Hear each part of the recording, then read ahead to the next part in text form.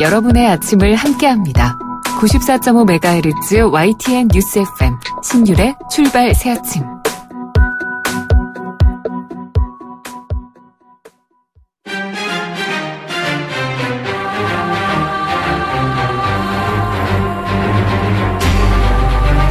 매일 아침을 뉴스로 깨웁니다. 신율의 출발 새아침.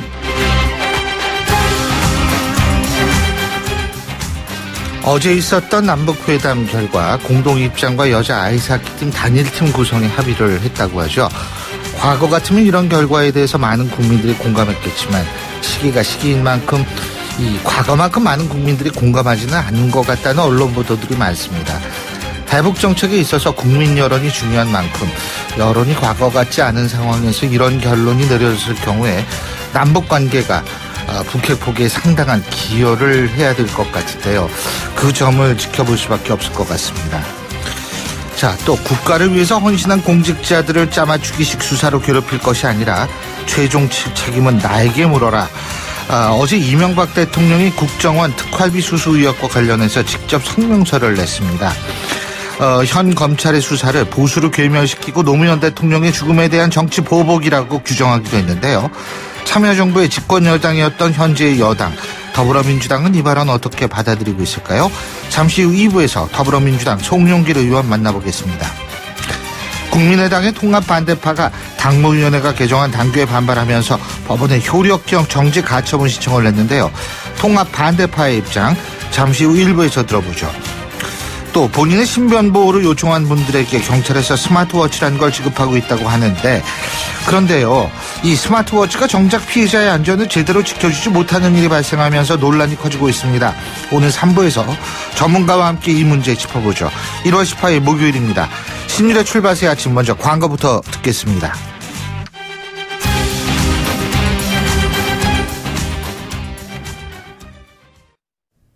YTN 라디오 신율의 출발 새아침.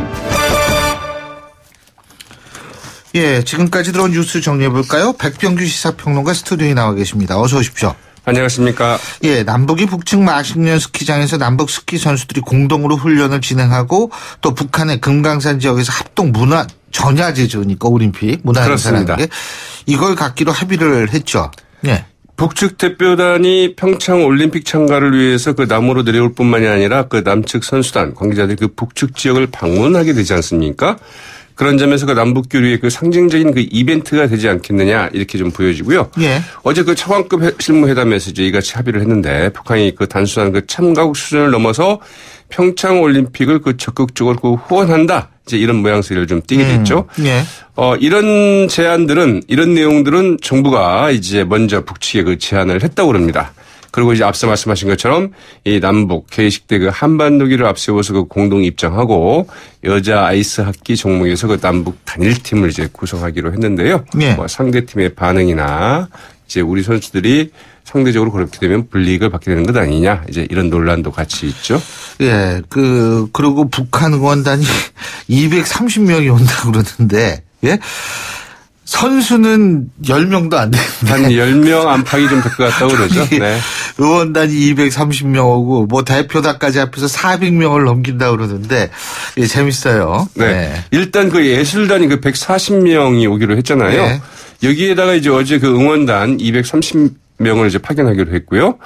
그래서 이제 이것만 합하더라도 370명 가량 되지 않습니까? 네. 또 이제 그 태권도 시범단 이 30명으로 규모를 잡았습니다. 그래서 여기까지만 하더라도 이제 그 400명이 됐고요. 또 이제 그 지난 9일 그 고위급 회담에서 이제 북한이 파견하기로 한 고위급 대표단, 뭐 숫자가 그렇게 많지는 않겠지만 이것도 좀 되겠고, 민족올림픽위원회 그 대표단, 그리고 이제 그 기자단이 있지 않습니까? 네. 이걸 합하면 규모는 얼추 한 500명 가까이 될 것으로 보입니다. 이 북한이 그 남쪽에서 열린 그 국제 스포츠 행사에 그 가장 많은 인원을 그 파견했던 것은 2002년 부산 아시안 게임인데요. 그때는 이제 그 선수단이 362명이나 됐습니다. 네. 그래서 응원단 288명 등 총 650명이 왔는데요. 이번에도 한 500명 선을 좀 넘지 않을까 이렇게 좀 추정이 그러니까 되고 이제 있죠. 정부가 평창올림픽에 북한이 테러라든지 또 뭐 도발이라든지 이런 걸 하지 않게 만들기 위해서 이게 북한하고 자꾸 이 포용하는 제스처를 보일 수밖에 없다는 거는 아마 모든 국민들이 다 이해할 겁니다. 예. 근데 이제 문제는 북한이 이제 어떻게 나오느냐 하는 부분이고 네. 이렇게 막 그냥 엄청난 숫자로 내려와 가지고 이게 또 무슨 해프닝을 벌이고 어떤 일을 벌일지 모르는 그런 걱정을 하시는 분들이 근데 저희도 그러면 이제 저희도 이제 왕창 좀 북한으로 가서 또 북한 사회를 한번 이렇게 싹 휘저으면 또 어떨까 싶기도 한데요. 근데 그게 가능할지는 모르겠습니다만. 자, 평창 이유가 좀 중요할 것 같죠. 그렇죠. 네. 자, 이명박 전 대통령이 어제 기자회견을 갖고서 자신과 주변을 둘러싼 각종 의혹에 대해서 정치 공작, 정치 보복이다. 이렇게 얘기를 했습니다. 그리고 나한테 모든 책임을 물으라. 이런 얘기를 했는데 말이에요. 기자들이 그러니까 이제 이렇게 물었습니다. 검찰 조사 받았거든요. 검찰 수사에 좀 받겠느냐 이렇게 하니까 저도 그런 줄 알았어요. 네. 근데 그건 이제 아닌 아무 거예요. 말 없이 그냥 들어갔다고 그래요. 그러니까 나한테 모든 책임을 물으라는 말이 도대체 무슨 말이냐. 이제 여기에 이제 물음표가 좀 찍혔는데요. 네. 어떻든 뭐 또 이제 그 측근들의 그 국가정보원 뭐 특수활동비 수수이랄까 그 예. 다스 그 실소유주 논란 있지 않습니까? 예. 여기에 대해서 뭐 일체 뭐 해명하지 않았죠. 그래서 반쪽 기자회견 아니냐 이제 이런 지적도 나오고 있는데요. 어떻든 자신과 그 측근들에 대한 그 검찰 수사를 두고 많은 국민들이 이 보수 계멸을 겨냥한 정치 공작이자 노무현 전 대통령의 그 죽음에 대한 그 정치 보복이다. 이렇게 보고 있다. 이렇게 얘기를 했고요. 처음부터 나를 목표로 하는 것이 분명하다고 이제 주장을 했습니다. 예. 더 이상 국가를 위해서 그 헌신한 이 공직자들 그 짜맞추기식 수사로 그 괴롭힐 것이 아니라 나에게 물어달라는 게 저의 입장이라고 이제 얘기했습니다.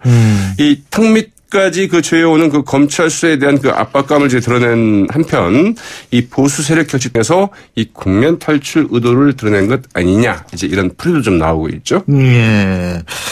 자, 근데 여기에 대한 정치권의 반응도 상당히 엇갈렸어요. 당연히 뭐 이제 엇갈릴 수밖에 없겠는데요. 그렇죠.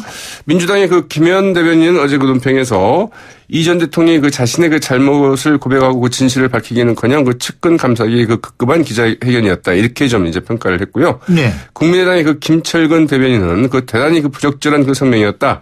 검찰 수사를 그 정치 쟁점화하는 것은 전직 대통령으로서 국민에 대한 도리가 아니다 이렇게 지적을 했습니다. 정의당의 그 추혜선 수석 대변인의 논평은 좀 더 좀 신뢰를 했습니다. 그 뻔뻔하기 이를 데 없다 뭐 이렇게 얘기를 했고요. 네. 곧바로 그 검찰로 향해서 그곳에서 그 명명백백이 시비를 좀 가려주기 바란다고 이제 촉구를 했습니다. 그러나 그 자유한국당의 그 전희경 대변인 이 구두 논평을 통해서 문재인 정부가 그 적폐청산이라는 그 이름으로 그 전전 정부까지 그 들추고 있다. 한쪽에는 눈을 감고 보수 괴멸을 위한 그 몰아치기식 그 정치 보복이다. 이렇게 이제 얘기를 했고요. 예. 바른정당의 그 유이동 그 수석 대변인 대한민국 국민 누구나 법 위반이 있다면 그 성실하게 그 임하는 자세가 필요하다면서도 그러나 국민들이 염려하는 것처럼 이 정치 보복이 되어서는 안 된다. 이렇게 밝혔는데요. 예. 어제 이제 그 문무일 검찰총장이 마침 이제 국회에 갔습니다. 예. 뭐 강연하러 갔다 제10회 뭐 대학생 뭐 리더십 아카데미 뭐 이런 걸 여기서 강연을 했는데 이제 끝나고 난 다음에 이제 기자들이 묻자 이 법적 절차대로 하겠다. 이제 이런 말만 했다고 하죠. 잠시 후 2부에서 더불어민주당 송영길 의원한테 한번 이 입장 들어보고요.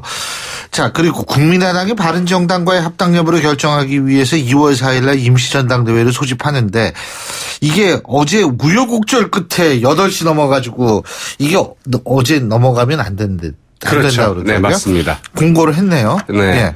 이 전당대회 의장인 그 이상돈 의원이 이제 상당히 좀 주저했다고 그러죠. 예. 그래서 어제 저녁 그 8시 30분을 넘겨서 이 당원 규정에 의해서 다음 달 4일 그 전당대회를 수집한다는 이제 내용의 공고문에 이제 서명을 했다고 합니다. 한때 그 이상돈 의원이 그 안 대표의 그 통합 드라이브에 그 반발을 해서 그 전당대회 그 소집에 응하지 않을 수 있다. 이제 이런 관측도 있었는데요. 예. 그러자 이제 그 안철수 대표 측 그 통합파 진영 이 당무위원회에서 그 전대 수집 공고 기한을 어젯밤 12시로 아예 못을 박아놨습니다. 그래서 이상돈 의원도 이제 이 규정에 따라서 어쩔 수 없이 전당대회 수집 공고를 했는데 이 전대 관련 그 당규에 관해서 그 법원에 제기된 가처분 신청이 인용되는 경우에는 법원의 그 결정이 우선한다.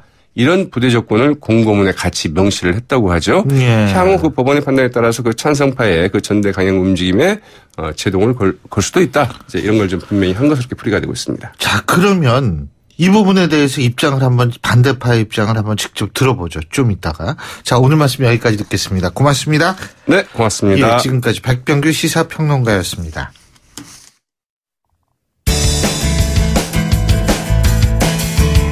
여러분은 지금 FM 94.5MHz로 방송되고 있는 신율의 출발 새 아침을 듣고 계십니다.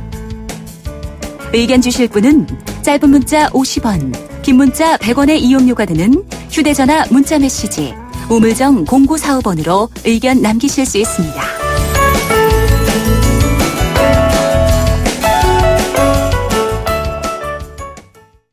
예, 앞서 말씀드린 대로 국민의당 통합 문제요. 이게 지금 정치권의 초미의 관심사인데 이 통합 반대파가 당무위원회가 개정한 당규에 반발하면서 법원에 효력 정지 가처분 신청을 냈죠.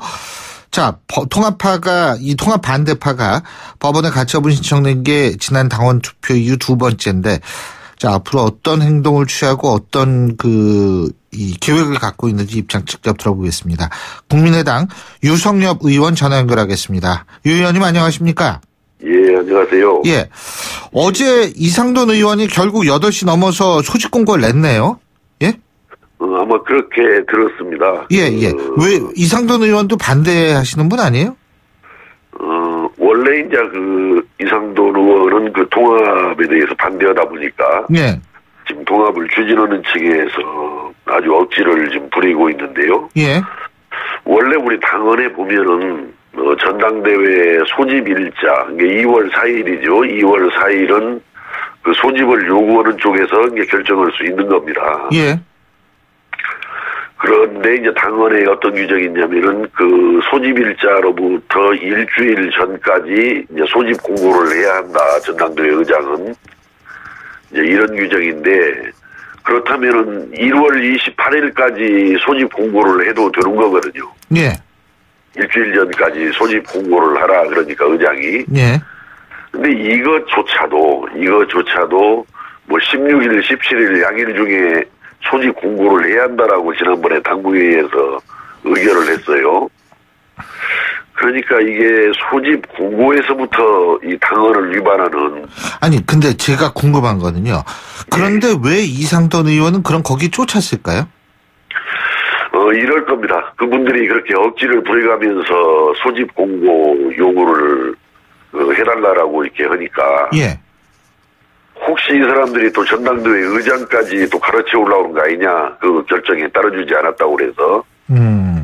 아마 뭐 그런 좀 혼란스러운 점도 우려했던 것 같습니다. 예. 그런 혼란 때문에. 그러니까 어쨌든 소집은 해놓고 그러면 전당대회가 시작됐을 때 그때 뭘 막아보겠다 이런 말씀이세요? 아니, 뭘 막아본다라는 의미보다도. 예. 원래 소집 일자를 2월 4일로 정한 것은 당에서 당무회의에서 의결을 한 것이기 때문에. 예. 그것은 뭐 따라주겠다라는 뜻입니다. 그것은 2월 4일 날 전당대회 개최는 받아주겠다 그런 뜻입니다. 근데 이게 23곳에서 동시 분산 개최가 된다고 그러더라고요, 전당대회가.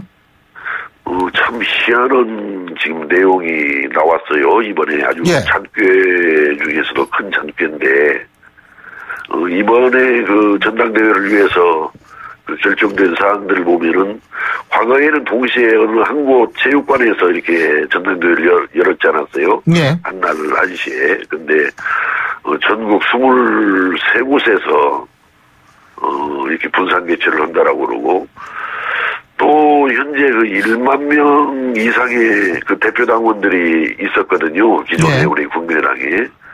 대표당원을 절반 정도로 줄여서 개최하겠다 이렇게 해서 모수를 한 5천 명 정도로 줄였다라는 거예요. 예. 전당대회를 앞두고. 그러고 또 하나 이제 더 가관인 것은 의장이 전당대회 개의를 하건 말건 또 안건을 상정하건 말건 심지어 찬성 반대 토론조차도 없이 그냥 투표만 해라. 새벽 6시부터 밤 11시까지 그냥 투표만 해라 나와서 저는 뭐 이것은 민주적인 그런 원리 원칙 또 우리 헌법이라든지 정당법 또 우리가 가지고 있는 당헌에 정면으로 위배되는 이건 그냥 논리적으로 말로는 이런 것이 그림을 그려볼 수 있어도. 알겠습니다. 그 투표만 해라라는 게 결국 필리버스터 하지 말아라 이 얘기죠. 뭐 토론조차도 하지 말아라 그런 뜻이죠. 그런 얘기죠. 토론도 하지 말아라. 자, 근데 법원에 그래서 효력정지 가처분 신청 내시는 거 아닙니까? 그렇죠? 참 뭐 불가피한 상황입니다. 그렇게 말귀가 안 통해서 그런 것들의 부당성을 그렇게 아무리 주장해도 자기들이 그렇게 정해가지고 당규를 이렇게 정해서 가기 때문에 어제 불가피하게 법원에다가 그것은 어떤 헌법과 정당법과 당헌 그다음에 국제적인 회의 일반 규칙의 그 위반이 되기 때문에 무효를 확인하는 그런 소송을 제기했습니다. 근데 뭐 안철수 대표 쪽에서는 법적으로 꼼꼼히 검토를 했다 이런 얘기라고 하거든요. 뭐 그렇게 이야기하시겠죠. 예. 근데 이게 가처분이 받아들여질 거라고 보십니까? 저희들은 지난번에 가처분 전당원 투표에 대해서 뭐 기각된 것을 말씀하시는 것 같은데요. 예. 그때 그것은 어떤 합당 그 통합에 대한 그런 내용이 아니고 당 대표 재신임 여부에 대해서 법적 구속력이 없는 여론조사나 매 한 가지이기 때문에 또 이 법원에서 정당의 일에 너무 적극적으로 개입하는 것은 또 바람직하지 않기 때문에 좀 자제한다라는 측면에서 그때 그런 기각이 된 건데 이것은 지금 잘못해서 이것이 이런 결정이 나면은 그 두 당의 바른정당과 국민의당의 어떤 합당 이것이 가능하게 되는 아주 중요한 법적 효력이 발생하는 문제이기 때문에 아마 법원에서 진지하게 검토를 할 거라고 저희들은 생각을 하고 또 적극적으로 받아줄 것을 또 현명한 판단이 있기를 기대하고 있습니다. 예. 자, 그리고 신당 창당은 어떻게 돼가고 있습니까? 저희가 그 김중로 의원하고 인터뷰를 했는데, 뭐, 반대파 결속 차원이고, 호남 민심을 부추기려는 전략이 있고, 실제로 신당 창당은 하는 일은 없을 거다, 이렇게 하던데, 어떻게 보세요? 김중로 전당대회 의장이 지금 비례대표 초선 의원인데요. 예, 맞습니다. 지금 아마 2년도 정치를 안 했지요, 사실은. 2년도 정치를 안 했는데, 뭐 그런 분이 어떻게 정치 잘 이해하겠습니까? 예. 저희들은 만약에 이렇게 꼼수 장교까지 부여가지고 끝내 그 적폐 세력과 이렇게 통합의 길로 나간다면은 안철수 대표 세력들이 거기에 전혀 동참할 수 없는 것이고 어떠한 어려움이 있다 하더라도 새로운 정치 세력을 규합해서 정체성을 제대로 지키면서 정치를 해나갈 것입니다. 자, 근데 신당 창당 그래서 100%다 이 말씀이세요? 신당 창당이 그 신당 창당을 하실 확률이 100%다. 꼭 한다. 반드시 한다. 뭐 이건 퍼센트 무슨 비율의 문제가 아니고요. 만약에 끝내 그런 잘못된 길을 안철수 대표 측이 가게 되면은 이것은 뭐 분명하게 새로운 당을 창당하는 겁니다. 근데 뭐 잘못된 길이든 잘된 길이든 안철수 대표는 이미 마이웨이로 다 간 거 아니에요? 그 전당대회도 하고 지금 가처분 신청 내신 거. 근데 제가 왜 이걸 여쭤봤냐면 가처분 신청 내신 거를 보면은 신당 창당을 반드시 할 건지 이것도 궁금해지기 때문에 제가 그러시구나. 여쭤본 거거든요. 저희들의 지금 현재 목표는 분명히 뭐냐면은 신당 창당을 저지할 수 있는 한 최대한 저지를 해서 저지가 되면 안철수 대표 한국 떠난다라고 그랬단 말이에요. 그러면은 그렇게 돼서 안철수 대표라든지 함께하는 분들 내보내고 국민의당을 그 재창당하듯이 리모델링을 해서 그 신당화할 겁니다. 그 부분을. 그러나 이제 끝내 안철수 대표 측에서 뭐 꼼수든 장패든 뭐 통해서 만약에 바른정당 뭐 얼마 남아있지도 않습니다만은 바른정당에 거기와 이렇게 합치는 일이 생기면은 이제 우리가 갈라쓴다라는 겁니다. 같이 못 오겠다라는 겁니다. 그래서 일단 막을 수 있는 한은 막아서 결국 국민의당을 재창당해서 써가는 거고 그게 이제 불가피하게 이루어지지 않는다면은 새로운 당을 만든다는 겁니다. 지금 바른정당 통합 요구 말씀하셨는데 어떻게 만일 국민의당하고 바른정당이 합당을 하게 되면 안철수 대표가 생각하는 방안들이라고 유승민 대표가 또 생각하는 방안들 이런 부분들이 어떻게 절충될 수 있다라고 보십니까? 저는 서로들 그거는 뭐 동상이몽을 할 수도 있겠고, 네. 어떤 뭐 합의된 생각들을 가지고 같이 노력해 나갈 수도 있으리라고 봐집니다만은, 이미 그 안철수 대표는 망가질 대로 망가져가지고, 앞으로 정상적으로 정치해 나가기 어려울 것이다라고 봐집니다. 참으로 그 안타까운 일입니다. 이미 국민적인 평가가 땅에 떨어졌어요, 지금. 그래서 저는 뭐 어떤. 그렇게 말씀하시는 근거가 있어요? 지금 우리 국민들한테 한번 물어보십시오. 이 만나는 사람들마다. 앞으로 희망이 사라진 분입니다. 정말 어떤 길로 가든지 간에 저는 끝났다 이렇게 봐서 매우 그 안타까운 마음 금할 수 없는 것입니다. 제가 또 하나 궁금한 것이 이제 그 호남에서의 민심인데요. 사실은 호남 민심이 지금 더불어민주당 쪽으로 많이 그 기울어졌다 이런 얘기들도 많이 있던데. 예? 지금 아마 여론조사들 뭐 이렇게 좀 종합들을 해보면은 지금 아마 90% 이상 95% 가까이 민주당을 지지하잖아요. 호남 지역에서. 예. 그렇기 때문에 현재 국민의당 지지율이 뭐 5% 내외입니다. 지금 호남에서도. 예. 그런데 국민의당이 그렇게 호남에 계속 남아있으면 뿌리를 박을 수 있다고 보세요? 아마 그래서 안철수 대표가 바른정당과 통합 또 넘어서 자유한국당과 어떤 협력 내지는 통합까지를 모색하는 거 아닌가 하는 생각이 드는데. 예. 그래서 참으로 뭐 안철수 대표가 어디 갈 수 있는 길이 그 길밖에는 없는 것 같습니다. 현재로서는 보면은. 아니 근데 그 호남 출신 의원들 유성엽 의원님도 그렇고 왜 많지 않습니까? 정동영 의원님도 계시고 천정배 의원님도 계시고 많은데 자 이분들이 그러면은 국민의당 지키기를 하거나 신당을 창당하면 더불어민주당을 능가할 수 있다고 보세요? 호남 지역에서 지금 현재 그 안철수 대표가 그 당대표 대선 패배 이후에 당대표가 돼가지고 당을 아주 잘못 이끌어왔잖아요. 그러니까 안철수 대표만 없어지면 좀 나아질 것이다. 아유 크게 도움이 됩니다. 적폐청산은 정치 보복이다라는 이야기까지 안철수 대표가 하지 않았습니까? 그러면서 동의할 수 없는 바른정당, 자유한국당까지 적폐 세력과 통합을 추진해가는 방향으로 가다 보니까 호남 민심이 완전히 떠난 겁니다. 이 안철수가 대표로 있는 이런 국민의당에 대해서. 그래서 지금 현재 그 지역에서 나오는 말씀들, 특히 일반 시민들 말씀이 아니고 내년 금년 지방선거에 나서려고 하는 분들을 뭐라고 이야기하냐면은 저한테 상의를 할 때 저 그냥 국민의당 떠나서 무소속으로 선거하고 선거 이후에 돌아오면 어떻겠습니까? 이렇게 상의하는 분들이 태반이거든요. 알겠습니다. 그러면 말이에요. 만일 신당을 만든다고 하실 때에는 그렇다면 더불어민주당하고 어떤 차이가 있는 당을 만드실 겁니까? 저희들은 뭐 더불어민주당을 의식하는 것도 아니고 무슨 통합되는 바른정당과 국민의당을 거기를 의식하는 것도 아니고 제대로 어떤 목표와 그 방향과 또 내용이 분명한 쉽게 말하면 저희들이 지금 개혁신당이라는 이런 부분을 말씀을 하지 않습니까? 개혁신당.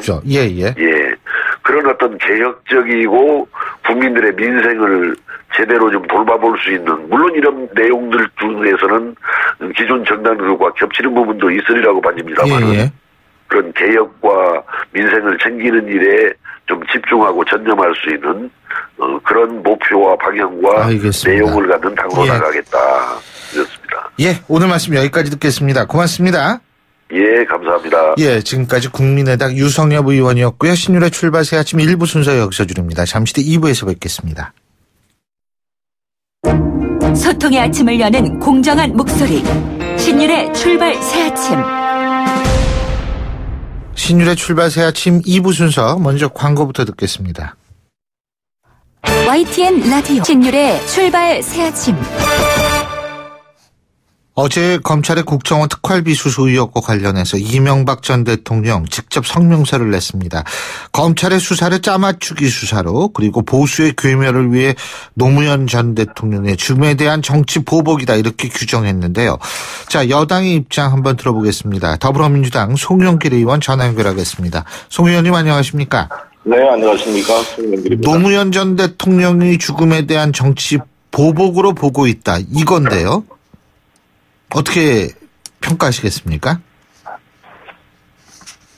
네, 그것은 좀 국민들이 납득하기 어렵다고 생각합니다. 중요한 것은 모든 국민들이 관심을 가지고 있는 다스는 누구 것인가. 그리고 특활비 지금 4억을 줬다고 김백준 전 총무비서관이 진술을 했는데 그게 사실인가. 또 이번에 김희중 핵심 보좌관 아니었습니까? 이분이 1억을 부속실을 통해 전달했다라고 진술했는데 이게 사실인가. 이러한 사실관계에 대한 입장 표명이 없었던 게 아쉽습니다. 그러니까 지금 다스 얘기도 안 하고 특활비 얘기도 안 하고, 예? 네. 이 1억을 부속실한테 받은 이런 얘기도 정말 빠져 있고. 근데 네. 노무현 전 대통령의 죽음에 대한 정치 보복이다. 일단 이 부분은 어떻게 보시냐는 거예요. 도둑이 제발 저린 것처럼 스스로 자기가 뭔가 정치적으로 노무현 대통령을 죽음에 이르게 만들었다는 것을 자백한 것이 아닌가 이렇게 생각이 듭니다. 그러니까 노무현 전 대통령을 죽음으로 모은 것을 자백한 것이다. 예. 네. 자, 근데 지금 그동안 검찰 수사에 대해서 이명박 전 대통령의 측근들은 우리도 참여정부 때 가진 것이 있다. 뭐 이런 얘기 하고요. MB정부와 참여정부의 싸움이 될 수도 있다. 이런 얘기 한 적 기억하시죠? 그죠? 근데 네. 이거 어제 한 것도 무슨 그런 맥락에서 경고 아니냐 이런 얘기도 있는 것 같은데 이 부분 어떻게 보세요? 글쎄, 그 이명박 박근혜 정 9년 동안 참여정부 인사들, 노무현 대통령을 죽음에 이르기까지 철저하게 수사를 했고 수많은 사람을 탄압을 하고 블랙리스트를 만들어서 밧줄을 끊었습니다. 예. 더 무슨 할 게 있는가요? 더 있으면 얼마든지 저는 제시해서 투명한 사회를 만들어야 된다고 생각을 합니다. 송 의원님 조금 수화기를 입에도 조금 더 가까이 대주시겠어요? 네. 예, 감사합니다. 근데 근데 지금 어떻게 보세요? 그 참여정부 때 문제를 MB 측이 들고 나올 가능성은 없다고 보세요? 이미 다 수사하고 했지 남아있는 게 있을까요? 저는 전혀 문제가 없고 그럴수록 왜 그동안 문제가 있으면 뭐든지 수사하고 해야 되는 거 아니었겠습니까? 스스로 뭘 은폐하고 있었다는 말인지 알 수가 없습니다. 그러니까 이미 드러날 거는 MB 박근혜 정권 지나면서 다 드러났고 다 정리됐다 이 말씀이시군요. 그죠? 그렇지 않겠습니까? 아니, 오죽했으면 대통령께서 스스로 목숨을 끊게 만들 정도로 이걸 압박을 했습니까? 지금 검찰 수사의 공정성 문제도 제기를 했는데, 짜맞추기 수사다, 이런 얘기인데, 이런 발언으로 검찰 수사에 영향을 미칠 수 있다라고 생각을 하십니까? 저는 정두원 전 의원의 말이 정답이라고 봅니다. 정두원 의원의 인터뷰를 보니까 김희중이 가서 진술한 것으로 게임이 끝났다 이런 표현을 썼습니다. 김희중이라는 사람은 집사 중에 집사이고 성골 집사입니다. LG 애들 출신으로 서강대를 나와서 공채로 종로 국회의원 시절에 보좌관이 돼가지고 지금까지 20년이 넘도록 MB를 측근에서 보좌하고 김백준보다 더 측근 중에 측근이라고 알려져 있습니다. 근데 이분이 배신감을 느끼고 모든 것을 진술했다는 거 아니겠습니까? 그래서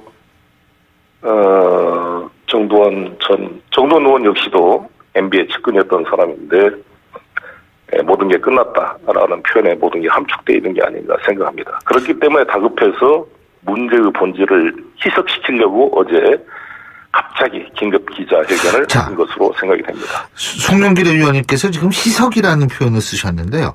보수 괴멸을 시키고 있다라는 것도 결국은 희석을 시키려고 하는 건가요? 아니면 지방선거를 앞둔 이 결집을 유도하기 위한 거라고 보십니까? 보수 괴멸이 아니라 종양 제거라고 생각이 들고요. 이게 우리 보수 세력을 모욕하는 거죠. 보수 세력이 이렇게 국가 안보를 위해서 쓰라고 만든 국정원 특활비를 그걸 개인적 용도로 빼가지고 1부속실도 아니고 제2부속실을 줬다는 건데 제2부속실은 김윤옥 여사를 관리하는 비서실입니다. 네. 그것도 달러로 바꿔가지고 미국 출장 때 가서 명품을 사는데 썼다는 거 아니겠습니까? 그거는 이제 수사를 해봐야 나오는 거 아니에요? 그 결과는? 지금 김희중의 진술로 그렇습니다. 제가 김희중과 아주 가까운 사람과 어제도 통화를 했는데 아하. 어떤 이 문제가 하나씩 밝혀질 걸로 생각이 듭니다. 지금 그러니까 김백준 이분이 전 기획관인가요? 이 김백준 전 기획관보다도 김희중 씨의 진술이 더 중요하다. 지금 이렇게 보시는 거군요. 더 가깝기 때문에. 그죠? 그렇습니다. 네. 원래 부속실장이라는 것이 네. 가장 내밀하고 아주 알 수 없는까지 다루는 자리가 아니겠습니까? 말 그대로 집사 아닙니까? 예. 그러니까 이재호 전 의원께서도 뭐라고 이야기를 하고 어제 다른 직책에 있는 수석 비서관들도 배석을 해서 기자회견을 했습니다만 그분들은 잘 모를 거예요. 그분들은 알 수가 없을 겁니다. 자, 그러면 말이에요. 지금 그것이 이제 이명박 전 대통령 쪽으로 특활비, 이명박 전 대통령이나 혹은 이제 그 일가족이 특활비 수수를 알고 있었느냐. 이 부분도 또 중요한 부분 아니겠어요? 어떻게 보십니까, 이 부분? 그래, 조사를 해서 보면 알겠지만, 예. 김희중의 너무나 구체적인 진술이 있기 때문에 불가피하게 소환 수사를 해서 밝혀지지 않을까 이렇게 생각합니다. 만일 말이에요. 만일 네. 소환 수사를 해가지고 그러한 것들이 구체적인 증거가 드러나고 이렇게 된다면 이명박 전 대통령은 어떻게 돼야 된다라고 보세요? 아니, 법치주의가 만인에게만 평등한 법치주의가 아니라 진정으로 모든 국민에게 평등하게 적용되려면 법대로 처리가 돼야 된다고 생각합니다. 법대로 처리라는 거는 예를 들면 어떤 좀 구체적으로 말씀해 주시면. 아니, 범죄 구속 요건에 따라서 기소하는 것이고 구속 여부는 증거인멸이나 도주우리가 있으면 구속이 되는 것이고 그렇지 않겠습니까? 예. 또 범죄의 중대성이 있을 경우에. 자, 어쨌든 MB 턱밑까지 왔다. 이런 얘기가 계속 이제 보도가 나오지 않습니까? 그죠? 네. 근데 아직까지 검찰 조사는 이명박 전 대통령에 대해서 직접적으로 이루어진 게 한 번도 없는 상황인데 이 부분은 어떻게 평가하세요? 지금 대다수 국민들이 MB의 법적 처리를 지금 기대하고 있는 거 아니겠습니까? 우리 보수와 괴멸됐다. 대한민국 근간이 무너지고 있다. 그렇게 말하는데 말씀한 대로 보수의 새로운 탄생을 위해서 종양을 제거한 것이다. 그리고 대한민국을 바로잡는 것이다. 이렇게 생각을 합니다. 종양을 제거한다. 그러면은 이명박 전 대통령이 종양이라고 보시는 거예요? 그 개인이 아니라 이러한 농단이 그렇다. 네. 아하, 예. 알겠습니다. 자, 이건 좀 다른 얘기도 좀 여쭤봐야 될 것 같은데 왜 어제 그 남북이 만나가지고 평창 네. 동계올림픽 얘기하지 않았습니까? 그죠? 네. 근데 네. 이제 어제 합의한 거 보니까 한반도기 들고 공동 입장하고요. 그죠? 네. 그다음에 여자 아이스하키 단일팀 구성하고 이런 건데 일단 이 부분은 어떻게 보세요? 어려운 가운데 잘 합의가 된 게 아닌가 생각합니다. 여러 가지 이제 한반도기 입장 가지고 논란이 있습니다만 인공기를 들고 온 것에 비해서는 좀 낫지 않겠는가 이렇게 생각합니다. 왜요? 근데 왜 제가 이거 여쭤보냐면요. 일각에서 이런 얘기가 있더라고요. 북한이 올림픽에 참가한다라는 거를 전 세계에 보여줘서 이 전 세계인들이 평창 올림픽만큼은 북한이 도발하지 않겠구나라는 안심을 하기 위해선 오히려 북한의 인공기를 들고서 우리는 우리 태극기 들고서 들어가는 게 낫지 않느냐 이런 얘기도 있기 때문에 제가 여쭤본 거거든요. 양측면 어찌됐건 북한이 참여하는 자체가 도움이 될 텐데 또 한반도계를 들고 공동 입장하면 훨씬 더 전쟁의 위험성이 없어졌구나 이렇게 느낄 수 있다고 생각합니다. 예. 근데 그러고 공동 입장 단일팀은 어떻게 보세요? 네, 단일팀은 약간 논란이 있는 것으로 알고 있습니다만 이게 단일팀이 되면 제 생각에는 전 세계 매스미디어가 여자 하키팀을 주목하면서 우리 여자 하키팀 선수들이 정말 이렇게 외롭게 비인기 종목으로 고생을 했는데 스포트라이트를 받으면서 여자 하키팀의 중흥에 계기가 될 수 있지 않을까 여자 아이스하키죠? 예. 여자 아이스하키요. 예. 근데 그렇게 해서 그렇게 막 주목을 받을 것이다 이런 말씀을 하셨는데 지금 네. 우리랑 첫 번째 상대인 스위스 같은 경우에는 엔트리 늘리는 걸 반대하고 있더라고요. 일본도 네. 반대하고 다 반대하는 것 같은데 이거 어떻게 해요? 글쎄 그 자세한 상황은 제가 그쪽 분야를 에 대해서 스포츠 분야라지 책장에서 말씀을 들었습니다. 그리고 중요한 것은 큰 그림에서 사실 제가 보니까 이 최순실 사건으로 얼루이졌던 평창 동계 올림픽 준비 과정 그리고 스폰서를 구하기가 어려웠던 그런 상황에서 지금은 북한팀 참가로 인해서 전 세계의 주목을 받게 되었고 광고 효과도 엄청 올라가서 스폰서가 늘어나고 있습니다. 그리고 여러 가지의 평창 동계올림픽 성공에 큰 도움이 되고 있다 이렇게 생각합니다. 그 마식령 스키장에서 뭐 훈련하고 이런 건 어떻게 보십니까? 마식령 스키장이 이제 노출되면서 이게 뭐 북의 선전에 활용된 게 아니냐 이런 일부 보수의 지적도 있습니다만 또 양측면이 다 있기 때문에 이거를 통해서 오히려 북이 전 세계에 공개되고 은폐됐던 모습이 드러나면서 북의 이런 군사적 도발 행위를 저지하고 남북을 평화적으로 관리하고 우리 다른 외부에서 보더라도 한 번 더 상황이 안정되구나. 외국인들이 대한민국에 투자를 하거나 관광객을 보내거나 이럴 때 항상 한반도가 불안하고 CNN에서 항상 미사일 발사 모습만 나오기 때문에 잘 안 왔거든요. 투자도 상당히 멈칫거리고 그런 것에 우리 경제의 활성화에 기여할 수 있다 이렇게 생각합니다. 홍준표 대표가 이런 얘기했더라고요. 평창 동계올림픽은 한국 땅이 만든 것이다. 밥상 차려놓으니까 정부 여당이 숟가락 들고 덤빈다. 어떻게 보십니까? 제가 인천시장을 해봤잖아요. 그 정말 이 아시안 게임을 유치하면서 엄청나게 벌려놓은 것들을 제가 수습하느라고 죽을 고생을 했는데 또 그런 심정입니다. 이거 정말 평창 동계올림픽 생장 유치해놓고 누가 이거 제대로 준비하고 책임을 졌습니까? 이 시기를 이용해서 최순실이 거기에 특정 회사를 무슨 집어넣어가지고 안 하니까 뭐 박종희가 뭘 시켜서 조양호 준비위원장을 해임시키고 이런 농단 행위를 한 것을 이제 겨우 바로 잡아서 고마운 줄 알아야 된다 이 말씀. 제대로 만드니까 고마운 줄 알아야지. 알겠습니다. 오늘 말씀 여기까지 듣겠습니다. 고맙습니다. 감사합니다. 지금까지 더불어민주당 송영길 의원이었습니다. 2부 순서는 여기서 줄이고요. 잠시 뒤 3부에서 뵙죠.